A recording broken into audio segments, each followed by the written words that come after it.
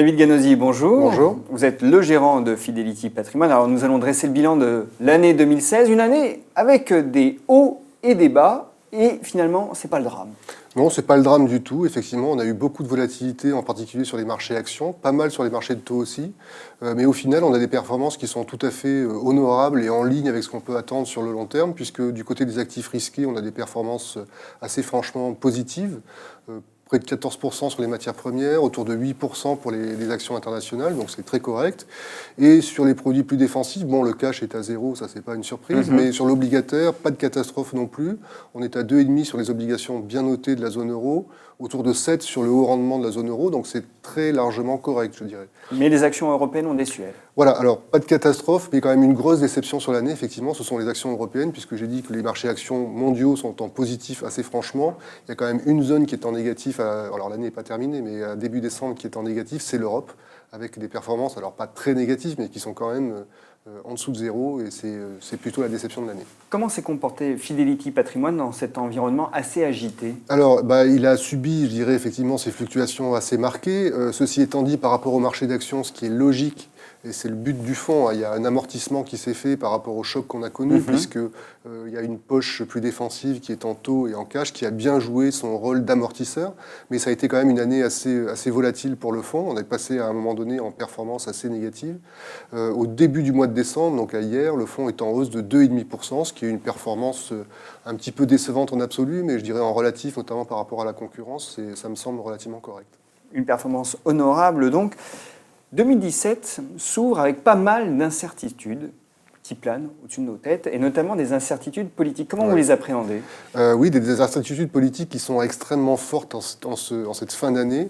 Il me semble qu'il y a deux zones qui sont concernées. La première, c'est l'Europe, avec des élections majeures qui vont avoir lieu en France et en Allemagne en 2017 et qui vont conditionner quand même l'orientation de la politique économique dans ces deux pays-là. Sur l'Europe, on peut rajouter quand même aussi, je dirais, la question du Brexit, qui a été tranchée d'une certaine façon l'an passé, ou en 2016, mais qui va vraiment venir sur le tapis et être discuté sérieusement en 2017. Donc ça peut être aussi une source de tension sur les marchés. Et puis enfin, il faut évoquer aussi les États-Unis, puisqu'on a eu l'élection de M. Trump en 2016, mais la mise en place de l'administration et le début des premières mesures sont quand même particulièrement incertains aujourd'hui, compte tenu en particulier de la personnalité de M. Trump. Un peu imprévisible. Voilà, donc ça fait quand même beaucoup de questions, effectivement, du point de vue politique pour 2017. Alors, comment traduisez-vous toutes ces interrogations dans votre allocation? Alors, dans l'allocation, je dirais que ça se traduit par un positionnement qui n'est pas très risqué aujourd'hui et qui ne prend pas de position très très forte. C'est une différence par rapport au début de l'année 2016, où il y avait une vue assez franchement positive sur les actions européennes. Je dirais qu'aujourd'hui, il n'y a pas de vue très forte.